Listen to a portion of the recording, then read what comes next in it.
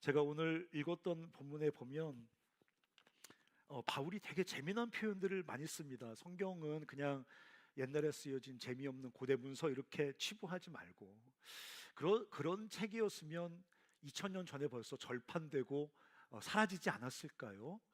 근데 이런 고대 문서가 별로 재미도 없어 보이는 문서가 2000년 동안을 살아남아서 전 세계에서 가장 많이 팔린 책 중에 하나라고 불리고 있으니까 왜 그런 거지 한번 우리가 질문을 가지고 성경을 좀 꼼꼼하게 잘 읽어봤으면 좋겠는데, 바울이 오늘 재미있는 표현을 씁니다. 19절에 보면 그들의 신은 배다.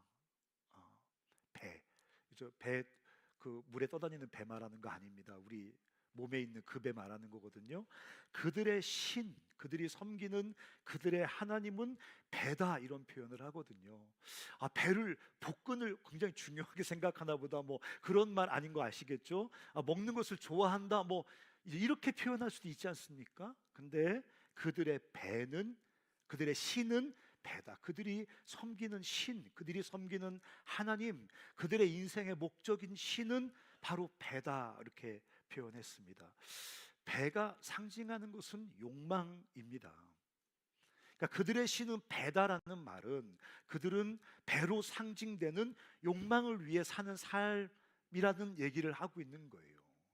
예, 욕망을 위해 삽니다. 자기 욕망을 숭배합니다. 누가 간사님 욕망을 숭배합니까? 욕망님 이렇게 하면서 욕망에게 예배드리는 사람 어디 있습니까? 라고 말할지 모르겠지만 그들의 삶의 초점은, 삶의 목적은, 삶의 모든 에너지와 자원을 다 쏟아부어서 추구하는 것은 배로 상징하는 욕망입니다.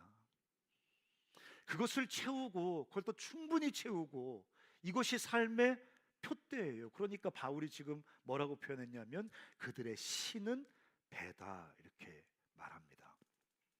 이런 사람들은 당장 먹고 당장 소유하고 당장 무엇인가를 경험해야 되니까 당연히 눈에 보이는 땅의 일만 생각합니다. 오늘도 19절에도 그렇게 써 있지 않습니까? 그들은 땅의 일을 생각한다. 당연하지 않습니까? 보이지 않는 것들이 무슨 의미가 있습니까? 당장 채워져야 되고, 당장 가져야 되고, 당장 배불러야 되고, 당장 체험하고 소유해야 되니까 눈에 보이는 땅의 일만 생각한다. 여기 생각한다는 것은 어쩌다 생각이 지나간다는 말이 아니라 관심이 거기에 사로잡힌다는 얘기입니다. 네. 땅의 일에 사로잡혀 살아갑니다. 당연히 이런 사람들은, 이런 배의 신앙, 배를 신앙하는, 욕망을 신앙하는 배의 신앙을 가진 사람들은, 그들은 사람들의 시간관은 늘 지금입니다. 왜냐하면 욕망을 섬기는 사람들이 나중을 생각할 수 없어요. 현재 이외의 다른 시간대를 생각할 수 없어요. 즉시 가져야 되고, 즉시 채워져야 되고, 즉시 만족해야 되고, 즉시 체험해야 되니까 우리 시대가 3초에 한 번씩 핸드폰에 뭐를 한다네요. 이게 3초에 한 번씩 바꾼다네요. 그래서 인스턴트 제너레이션이란 말을 하지 않습니까? 3초도 견디지 못하는 이런 인스턴트, 지금 즉시만 살아갑니다. 다른 시간대를 상상할 수 없고 다른 시간대에 의미를 부여하기가 정말 어렵습니다. 그런데 이렇게 배를 신으로 여기고 자기 욕망을 숭배하는 사람들이, 재미난 것은 뭐냐면 자기가 정말 욕망하는 것이 무엇인지 그 대상을 모릅니다. 뭐 그렇게 말하지 않아요. 나는 뭐 명품 백을 욕망합니다. 나는 뭐 맛있는 걸 욕망합니다. 난 돈을 욕망합니다라고 말하지만, 그럼 그게 채워지면, 욕망이 채워지면 만족해야 되는데 더 큰 욕망이 또 내 안에서 즉시 발생하는 걸 보면 정말 그걸 욕망하는 건 아닌 거거든요. 그러니까 자기가 뭐를 욕망하는지 모릅니다. 내 욕망의 진짜 대상이 뭔지 모릅니다. 그래서 어떤 철학자가 그렇게 말했어요. 인간은 타자의 욕망을 욕망한다.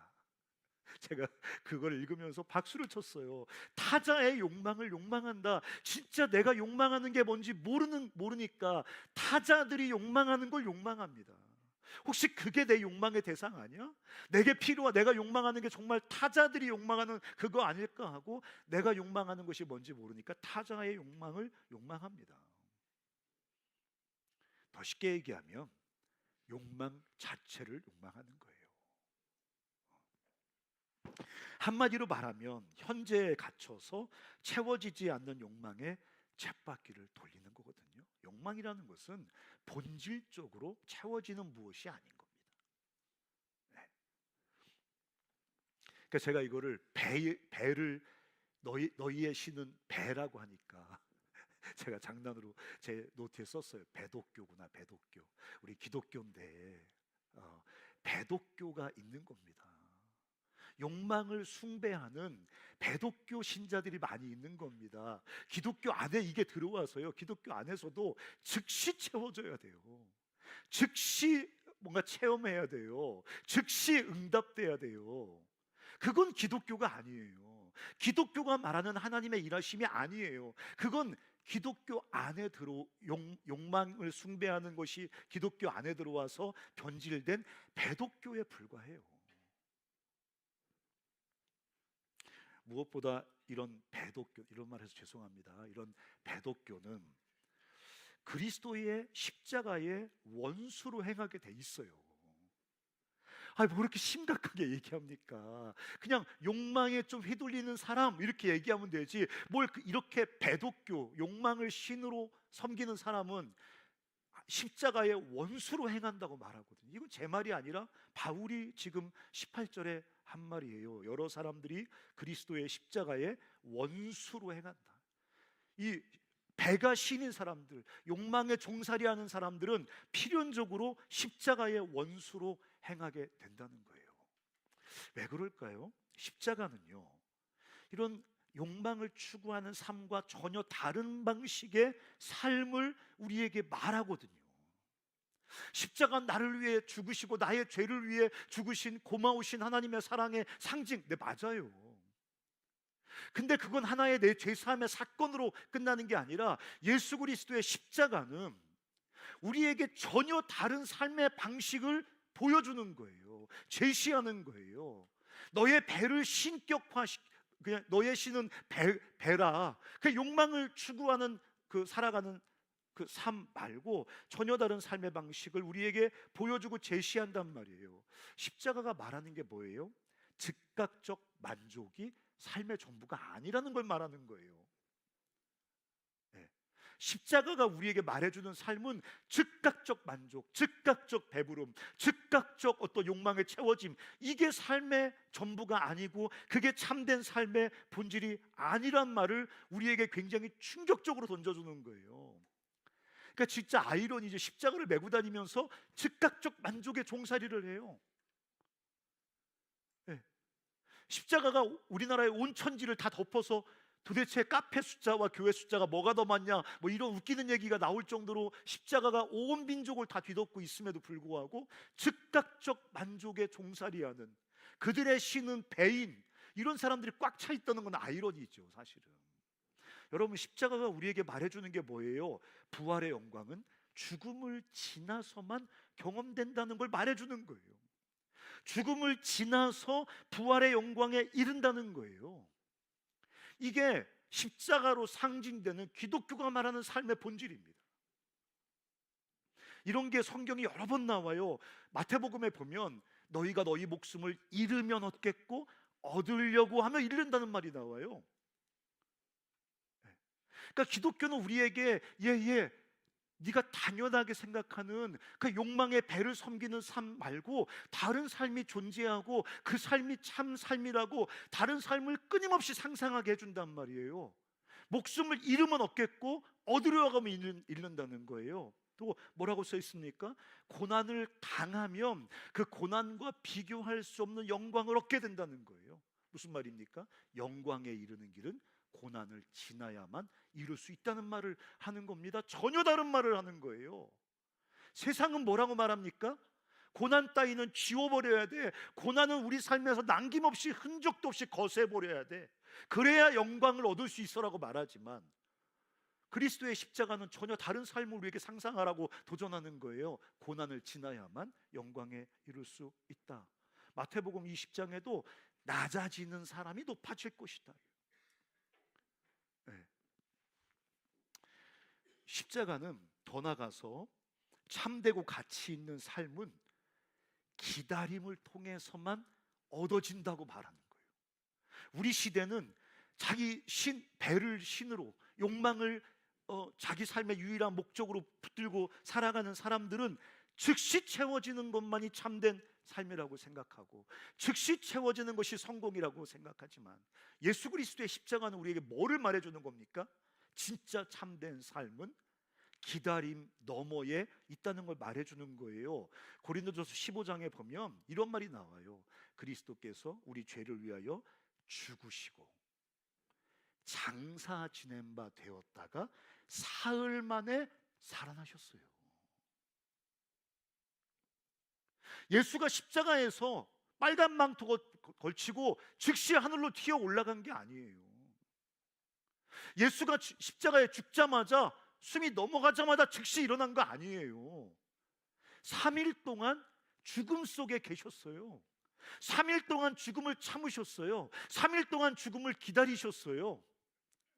저는 제가 만약에 3일 동안 죽음을 참아서 부활에 이른다, 이해할 수 있어요.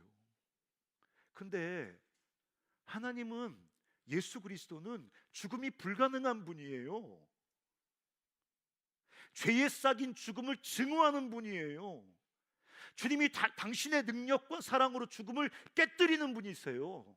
근데 기꺼이 부활의 영광에 이르기 위해서, 우리를 구원하기 위해서 죽음 속에서 3일을 기다리셨어요.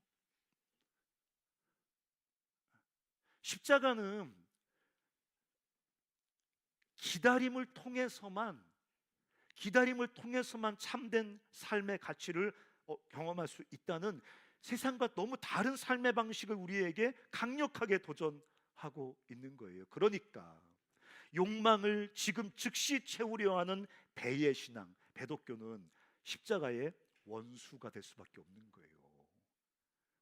자기 배를 숭배하는 신앙은 주님을 따르는 삶을 대적하여 불가능하게 만드는 거예요. 불가능해요. 그들의 신은 배다. 이 신앙은 신실하게 예수 그리스도를 따라가는 삶을 불가능하게 만든다는 거예요. 한번 19절도 한번 읽어보실래요? 19절. 오늘 이쪽 왼쪽 눈이 멀었어요. 오른쪽 눈과 눈 맞춤하시기 바랍니다.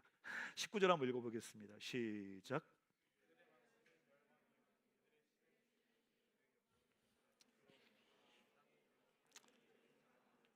네, 성경이 말해요. 욕망에 추동되어 살아가는 삶, 배를 신으로 여기면서 자기 욕망에 붙들려 살아가는 삶의 마침은 멸망이에요. 여러분, 마음속으로 분명하게 말해야 돼요. 성경은 거짓말이야. 그냥 짓거리는 대로 써놓은 그냥 헛소리야 라고 생각하면 편해요. 근데 성경이 정말 하나님 말씀이라면 19절 같은 말씀을 우리가 심각하게 받아들여야 돼요. 욕망을 따라 욕망의 종살이 되어 살아가는 삶은 욕망의 채워짐으로 끝나는 게 아니라 멸망으로 끝나요. 근데 여러분, 여기에 그냥 가다 보니까 그냥 도착지가 멸망이에요, 이 말이 아니에요. 이 탈로스란 말은 욕망에 이끌리는 삶 자체가 명확한 목적을 가지고 있다는 거예요. 의도를 가지고 있다는 거예요. 적극적으로 거길로 끌고 가는 어떤 명확한 목적과 의도를 가지고 우리를 끌고 간다는 거예요. 배로 상징되는 욕망에 종살이하는 삶은 어쩌다 가보이 멸망이 아닌 거예요. 욕망이 지나쳐서 멸망이 아닌 거예요. 욕망 따라 헤매다 보니까 삶이 엉클어져서 멸망이 아니라, 욕망은 명확한 목적과 의도를 가지고 우리를 멸망을 향해 끌고 간다는 거예요. 그들의 어디입니까? 19절 뒤에도 보면 그들의 결국은 영광이 아니라 부끄러움과 수치다, 이런 말을 한단 말이죠. 어, 욕망이 채워지는 것이 아니라 멸망이고 영광이 아니라 부끄러움과 수치에 이르게 된다. 오늘 바울이 하나님의 말씀을 우리에게 말하고 있는 거예요. 그렇다면 우리가 어떻게 살아야 될까? 정말 우리 욕망을 자기 삶의 유일한 표대로 삼아 살아가는 삶의 결국이 그렇다면 우리는 어떻게 해야 되지라고 막 우리가 질문 던질 때 흔히 이제 세상에서 제시되는 방식이 하나 있습니다. 그건 뭐냐면 불교식 방식이에요. 욕망을 짓누르고 욕망을 억제하고 욕망을 거세하는 것입니다. 저는 불가능하다고 생각하지 않아요. 저는 불교의 스님들 중에 아주 훌륭한 스님들 중에는 거의 무욕에 이를 만큼 욕망을 거세한 분들이 좀 계시다고 생각해요. 근데 성경은 그렇게 말하지 않아요. 욕망은 거세하는 게 불가능해요. 욕망은 짓누러서 억제하는 게 불가능해요. 그러면 다른 모양으로 더 큰 욕망이 터져 나오게 되어 있어요. 그게 성경이 욕망에 대해서 말하는 거예요. 성경은, 기독교는 욕망을 거세하라고 말하지 않고, 기독교는, 복음은 욕망을 리오리엔테이션 하라고 얘기해요. 오리엔테이션이 뭐예요? 방향을 설정하는 거예요. 그러니까 기독교는 욕망을 없애라고 말하지 않아요. 심지어 기독교는 욕망은 하나님을 향한 우리의 갈증이라고 말하니까, 욕망은 나쁜 게 아닌 거예요. 욕망은 없애버려야 될 게 아니라 리오리엔테이션 해야 되는 거예요. 욕망의 방향을 재설정해야 되는 거예요.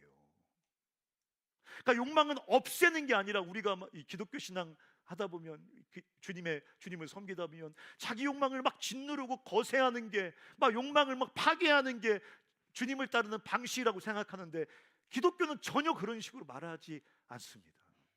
리오리엔테이션, 욕망의 방향, 욕망의 목적지, 욕망의 대상을 리오리엔테이션 해야 돼요. 아주 많은 그리스도인들이 자기 욕망에 망치질을 해댑니다. 해결되지 않습니다. 자기 욕망이 뭐를 어떻게 이렇게 규제를 강하고 스케줄링을 하고 어떤 만들어서 자기 욕망을 컨트롤하려고 합니다. 그런 식으로 해결되지 않습니다. 욕망은 우리가 참으로 욕망해야 될, 더 큰 욕망으로 욕망해야 될 우리의 욕망의 참된 대상을 향하도록 리오리엔테이션 할 때 주님을 따르는 삶이 진짜 시작이 되고, 주님께서 우리에게 약속하신 참된 삶이 우리에게 경험되어지기 시작한다는 거예요. 바울은 한번 읽어볼까요? 20절 한번 읽어볼까요? 20절. 자, 시작. 네, 거기까지만 읽겠습니다. 우리의 시민권은 하늘에 있다. 이건 그냥 기분 좋으라고 하는 말이 아니에요. 우리의 정체성을 얘기하는 거예요. 따라서 해보세요. 우리의 시민권은 하늘에 있습니다. 네, 제가 이제 여권 갖고 해외를 많이 가지 않습니까? 요즘 한국 여권이 굉장히 이렇게 이제 대우가 좋아졌어요. 정말 느낄 만큼 좋아졌어요. 저는 이제 요 새로 나온 여권이 아니라 옛날 여권이거든요. 녹색. 근데 사람들이 이렇게 어디 해외 가면 입국 심사, 이미그레이션에서 한국 여권을 바라볼 때 다르게 보실 때가 많이 있어요. 한국 정말 좋아합니다. 근데 우리가 미국 여권을 가지고 있어요. 그러면 그게 우리의 어떤 정체성을 말하는 거잖아요. 너희의 시민권은 하늘에 있다는 말은 뭐냐면, 나중에 천국 간다는 얘기를 하고 있는 게 아니에요. 너희의 정체는 하늘에 속한 사람이라는 우리의 정체성을 규정하고 있는 거예요. 우리 나중에 천국 가는 거를 다 이렇게 소급해 버려요. 근데 복음은 그런 얘기를 하는 게 아니에요. 너희의 시민권을 하늘에 있다는 말은 뭐냐면, 너희의 정체성은 하늘에 속한 사람이야. 우리 욕망을 땅에서 하늘로 들어 올린단 말이에요. 땅의 일에 천착되어 있고 땅의 일에 사로잡혀 있던 우리 욕망을 하늘로 끌어올리는 거예요. 너의 욕망, 네가 하늘의 시민권을 가지고 있는 하늘의 사람이기 때문에, 심지어 골로새서에 바울이 뭐라고 말하냐면, 너희 생명은 하늘에 숨겨져 있다. 우리의 본적, 우리의 어떤 영혼의 진짜 자리가 주님 예수 그리스도 안에서 하늘에 숨겨져 있다까지 말하니까 이건 우리의 정체성이에요. 우리가 하늘에 속한 사람이란 말이에요. 그래서 우리 욕망은 땅에 있는 어떤 것들로 채워지지 않고 하늘에 있는 어떤 것으로만 채워진다는 거예요. 그러면서 여러분 19절 20절 뒤에 보면 그러나 우리의 시민권은 하늘에 있는지라 거기로부터 구원하는 자 곧 주 예수 그리스도를 기다린다. 무슨 말입니까? 우리 욕망의 진짜 대상은 하늘로부터 우리를 구원하기 위해 오시는 우리 주 예수 그리스도가 우리 욕망의 참된 대상이라는 거예요. 우리는 그것으로 우리 욕망이 채워질 거라고 생각하지만 그것으로 채워지지 않습니다. 예수 그리스도 그분으로만 채워집니다. 우리가 무엇을 소유하고 먹고 뭐 체험하고 뭐를 가질 때 우리 욕망이 채워지는 게 아니라 예수 그리스도의 인격적인 그 하나님의 놀라운 사랑을 받고 그 사랑 안에서 그분과 친밀한 교제를 나누고 그분과 사귐 속에 살아갈 때만 우리 안에 있는 욕망이 비로소 채워진다는 얘기를 지금 바울이 하고 있는 거예요. 우리 욕망을 채울 수 있는 유일한 대상은 바로 하늘부터 구원하는 자 곧 주 예수 그리스도만이 우리 욕망을 채우는 유일한 분이시라는 거예요. 그래서 옛날에 어거스틴이라는 사람이 그런 말을 했어요. 우리 마음은 주 안에서 쉬기까지 쉬지 못한다. 네. 주 안에서 쉬기까지 쉬지 못한다. 우리 욕망은 예수 그리스도의 사랑과 그분과의 사귐으로 채워지기 전까지 절대 우리 욕망은 채워지지 않습니다.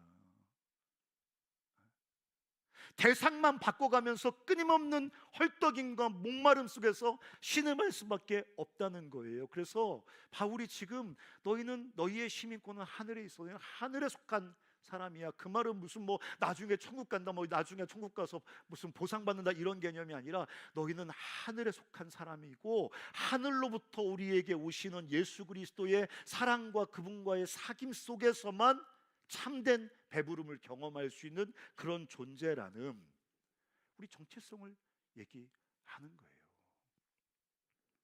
여러분은 그래서 예수님께서 요한복음에 보면 나는 하늘로부터 내려온 생명의 떡이다 이렇게 말하거든요. 그러니까 그 말을 들은 사람들은 이거 어떻게 이해를 하라는 말이야. 자기를 어떻게 먹고 마시라는 거야. 자기가 하늘로부터 내려온 생명의 떡이라니까. 뭐를 말하고 있는 겁니까? 그 굶주림 속에 헐떡이는 그 수많은 군중들에게 너희들의 욕망의 진짜 대상은 나야.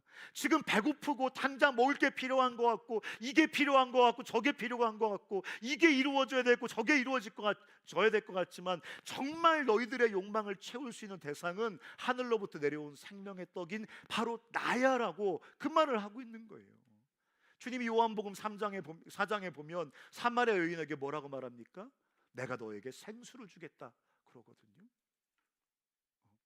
너의 목마름은 남편을 아무리 바꿔도 채워지는 게 아니라는 거예요. 남편으로 대표되는 그 사람들의 사랑, 인정, 어떤 그 성적인 쾌락, 이것을 향해 네가 끊임없이 헐떡이면서 더 하면서 욕망을 발산해내지만 너의 그 목마름을 진짜 채울 수 있는 유일한 대상은 바로 하늘로부터 내려온 생수인 나야라고. 저는 여러분 보세요. 그 고타마 시타리타 부처님은 말합니다. 욕망을 거세해. 욕망에서 눈을 돌려. 명상과 자기 수양을 통해서 욕망에 대해서 모른 척해. 욕망을 비껴가거든요. 왜 고타마 시타리타라는 위대한 그 영적인 스승도 욕망은 채워지는 게 아니라는 걸 알고 있는 거예요. 그 사람 왕자란 말이에요. 엄청난 소유와 권력을 다 가지고 있던 사람이에요. 근데 그 욕망의 빈 구석을 요만큼도 못 채우는 걸 알고 있었기 때문에 날마다 쌀한톨로 그 쌀한톨만 먹으면서 수양한 끝에 욕망은 채울 수가 없는 거구나. 그러므로 욕망에 대해서 돌아서라. 이렇게 그게 고타마 시타르타 우리 그 석가모니의 처방이란 말이에요. 근데 예수님은 그렇게 말하지 않아요. 나를 욕망하라. 나를 욕망하라. 내가 너를 채우겠다 말하는 거예요. 예수님 약간 죄송하지만 이렇게 무슨 기질이 있으신 것 같아요.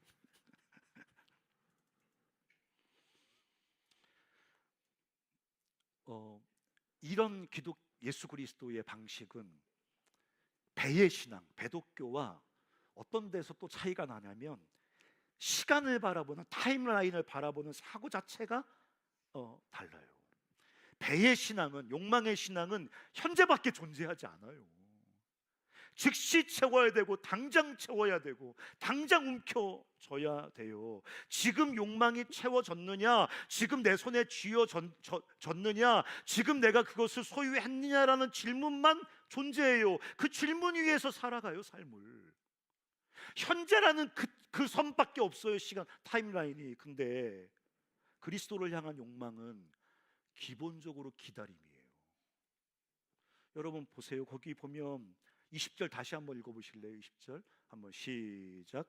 그러나 우리의 시민권은 하늘에 있는지라 거기로부터 구원하는 자 곧 주 예수 그리스도를 기다려요. 지금 내 배를 바라보면서 내 욕망이 지금 채워졌느냐는 질문을 붙들고 사는 게 아니라 하늘로부터 우리를 구원하시는 우리 주 예수 그리스도를 기다리는 소망 속에서 살아갑니다. 이미 시작된 하나님의 나라, 하나님의 구원을 확신하고 오늘도 찬양하면서 감격하고 오늘도 내 안에 도래한 하나님의 나라를 기뻐하고 축하하고 찬양하며 또 일상 속에서 하나님의 동행하심을 누리며 경험하며 살아가지만, 그러나 더 중요하게, 더 본질적으로 우리는 완성될 하나님의 나라, 완성될 구원, 오셔서 나와 완전히 하나 되시는 하나님을, 그 하나님의 구원을 소망 중에 기다리며 살아갑니다. 그러니까 예수 그리스도를 욕망하는 삶은 기본적으로 기다림이에요.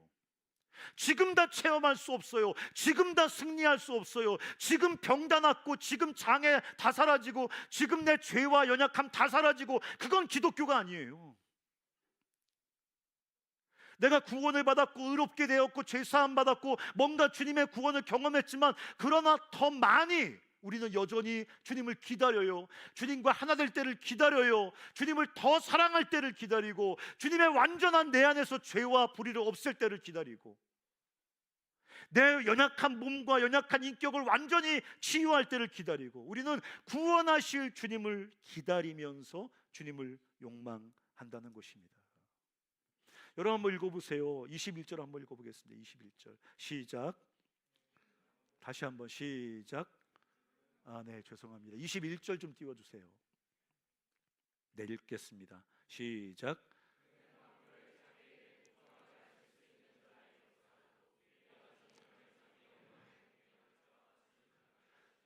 여기 몸은 요 바디만 말하는 게 아니라 몸까지 포함된 우리의 전체를 말하는 거거든요. 낮은 몸을 당신의 영광스러운 몸에까지 우리를 변화시켜 가시는 게 주님의 최종적인 구원이에요. 다른 종교는 다 영혼의 구원을 말하지만 기독교는 몸의 구원을 말합니다. 우리가 왜 몸으로 죄짓고 몸으로 성적인 어떤 불순종하고 몸으로 왜 엉뚱한 짓 하지 않는 이유는 뭐냐면, 몸이 하나님의 구원의 대상이고, 이 낮은 몸, 연약한 몸, 불완전한 몸, 병든 몸, 늙어가는 몸, 죄로 오염되어 있는 몸이지만 이 낮은 몸을 영광의 몸으로 이거 없애고 새로 짓는 게 아니라 변화시킨다고 명확히 말씀하셨기 때문에 우리가 지금 아직 낮은 몸이지만, 불완전한 몸이지만 몸을 소중히 여깁니다. 다른 사람의 몸 성적인 도구로 여기지 않고 그 사람의 몸을 소중히 여깁니다. 낮은 몸을 영광의 몸으로 주님이 변화시켜 간다는 거예요. 이걸 기다리면서 주님을 욕망하는 거예요. 그렇기 때문에 이런 주님을 욕망하면서 주님의 구원을 기다리는 사람은 낮은 몸에 절망하지 않습니다. 낮은 몸이기 때문에 겪는 불의함, 낮은 몸이기 때문에 겪는 실패, 낮은 몸이기 때문에 겪는 장애와 질병, 낮은 몸이기 때문에 겪는 갈등과 어떤 관계의 깨어짐, 상처, 실패, 무너짐, 연약함, 절망하지 않습니다. 왜? 영광의 그리스도의 형체로 변해가는 과정 중에 있는 몸이거든요. 내 삶 속에 진행되고 있는 하나님의 구원을 기다리고 있는 사람은 지금 나의 이 낮음에 대해서 절망하고 포기하고 손가락질하고 부정하면서 도망가지 않고 이 낮은 몸을 구원하실 주님을 욕망하면서 기다립니다.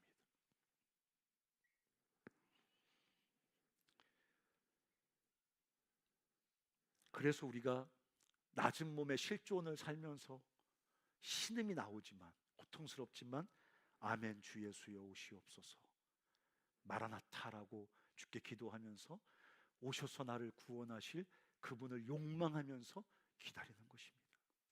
그 주님을 향한 욕망은 일부 채워질 겁니다. 그렇지만 채워지는 부분보다 훨씬 더 많은 부분 기다려야 될 것입니다. 그래서 주님이 오늘 이 본문을 통해서 우리에게 우리 욕망을 리오리엔테이션 하라라고 말하고 있는 겁니다.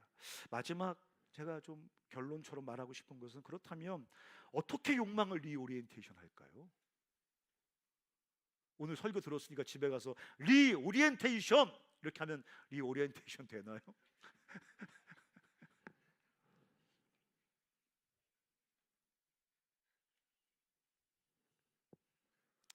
여러분, 삶을 살아가는 방식이 있지 않습니까? 삶의 방식을 변화시키고 싶기도 하고, 삶을 성숙시키고 싶기도 하고, 올바로 살고 싶기도 하고, 이런 삶의 방식이 있지 않습니까? 이거는 인포메이션을 갖는다고 되는 게 아니에요. 아, 그렇게 살아야 되는구나. 성경이 이런 인포메이션을 주네. 그렇게 살아야겠다. 절대로 사라지지 않습니다.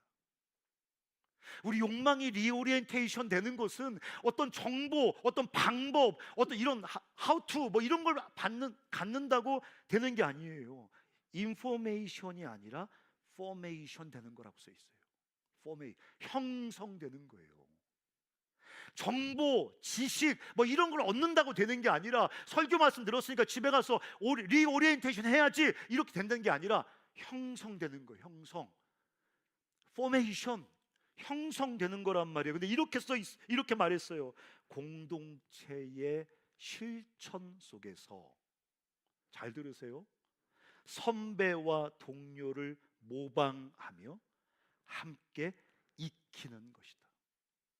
공동체 안에서 선배와 동료들을 모방하고 함께 포메이션, 함께 형성되어져 가는 것이다. 이거 이상진 간사가 쓱쓱 그냥 끄적인 글이 아니라 맥킨타이어라는 우리 시대 가장 위대한 윤리학자가 한 말. 이거 예수를 믿는 사람도 아니에요. 어떤 사람의 삶의 변화가 일어나려면, 어떤 사람의 삶의 욕망이 리오리엔테이션 되려면 그냥 인포메이션 얻고 자극 얻는다고 되는 게 아니라, 공동체의 실천 속에서 예배나 섬김이나 순모임, 선교, 이런 실천 속에서 선배와 동료들을 모방하며 함께 익히는 것이다. 어떤 사람은 이렇게 말했어요. 욕망은 모방되고 모방은 전염된다. 욕망은 모방되고, 아까 말했잖아요. 우리는 타인의 욕망을 욕망한다.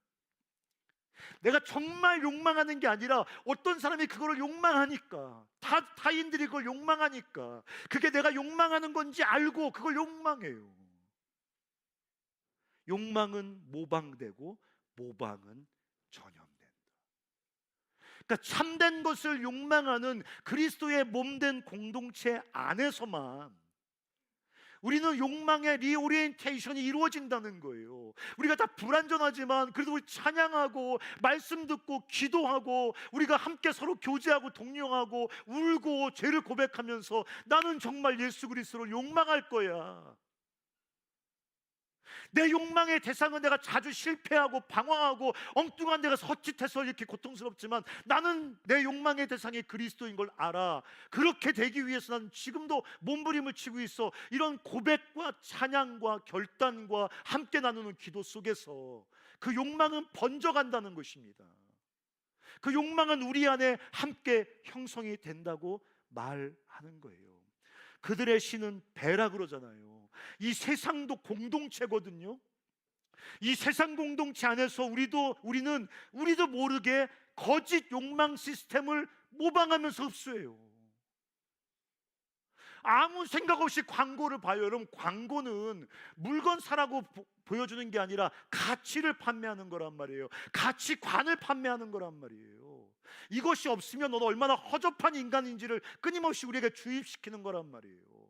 이거를 네가 소비하지 않으면, 소비할 능력이 없으면 너는 무가치한 인간이라는 그 세속적 가치관을 끊임없이 우리에게 주입시키는 게 광고란 말이에요. 여러분, 이제 졸업하고 직장에 나가보세요. 아니면 이미 학교에서도 이런 가치관 속에 살아요. 이런 가치관이 우리 안에 모방되고 흡수됩니다. 강력한 압력으로 우리에게 주입됩니다. 그래서 바울이 로마서 12장 2절에 이 세대를 본받지 말라고 한 겁니다. conform, con이 동일하게, 폼을 이룬다는 거니까 세상이 우리에게 세상의 포메이션을 끊임없이 주입시킬 때 바울이 뭐라고 말하냐면 세상을 conform, 본받지 말라, 세상을 모방하지 말라. 그러면서 오늘 마지막 읽을 거 17절 한번 읽겠습니다. 17절 한번 읽겠습니다. 17절 네, 읽겠습니다. 시작. 네, 여기 형제들아 너희는 함께 나를 본받으라는 게 한 단어예요. 헬라어로. 이거는 성경 어디에도 쓰여지지 않고 여기만 쓰여진 단어예요. 이게 무슨 말이냐면 공동 모방자란 뜻이에요. 한 단어로 공동 모방자. 형제들아 너희는 공동으로, 공동체 안에서 주님의 이 몸된 그리스도의 몸 안에서 함께 나를 모방해라. 그리스도를 욕망하면서 그분을 기다리는 나를, 너희가 이 공동체 안에서 함께 나를 모방하라고 주님이 지금, 바울이 지금 빌립보에 있는 교인들에게 도전하고 있는 거예요. 공동 모방자인 거죠. 주님의 몸된 공동체 안에서 함께 예배하고. 여러분, 예배할 때 어떤 생각이 드세요? 쟤는 도대체 왜 저렇게 미쳐서 뛰지? 뭐 이런 생각 혹시 드시지 않습니까? 나는 지금 너무 고통스럽고 마음이 착하게 싶고 지금 주님이 계신지 안 계신지 뭐 도무지 알 수도 없고 이렇게 마음이 차갑게 무너져 있는데 왜 내가 여기 와서 저 길길이 뛰는 인간들과 함께 주님을 향해서 이 우리의 욕망을 뿜어내야 되지, 우리의 갈망을 뿜어내야 되지. 우리는 함께 공동 모방자로서 주님을 욕망하는 삶이 이 공동체 안에서 형성되어지는 거거든요. 조금씩 참으로 욕망해야 될 그분에 대한 욕망의 감각이 깨어나기 시작하고, 내가 진짜 갈망하는 분이 누군지, 내 이 텅 빈 구덩이를 채울 수 있는 진짜 내 욕망의 대상이 누군지를 조금씩 내가 그걸 이제 알기 시작하고 그걸 경험하기 시작하고, 이렇게 이 공동체 안에서 욕망의 리오리엔테이션이 우리 삶에 형성되기 시작한다는 것입니다. 즉시를 살아가는 삶을 뛰어넘어서 오셔서 나를 구원하실 그 주님을 소망하고 기다리고 욕망하면서 지금 이 낮은 몸의 상태를 소망 중에 견뎌낼 수 있는 그 힘도 이 공동체 안에서 함께 그분을 예배하고 함께 교제하고 서로 모방하고 함께 그 주님을 닮아가는 이 과정을 통해서 주님이 우리 삶 가운데 이루신다고 말씀해 주셨습니다. 사랑하는 형제 자매 여러분, 낮은 몸의 상태를 지나고 있다고 낙심하지 마시기를 주의 이름으로 축원합니다. 네, 저희가 요즘 낮은 몸 최상급이거든요.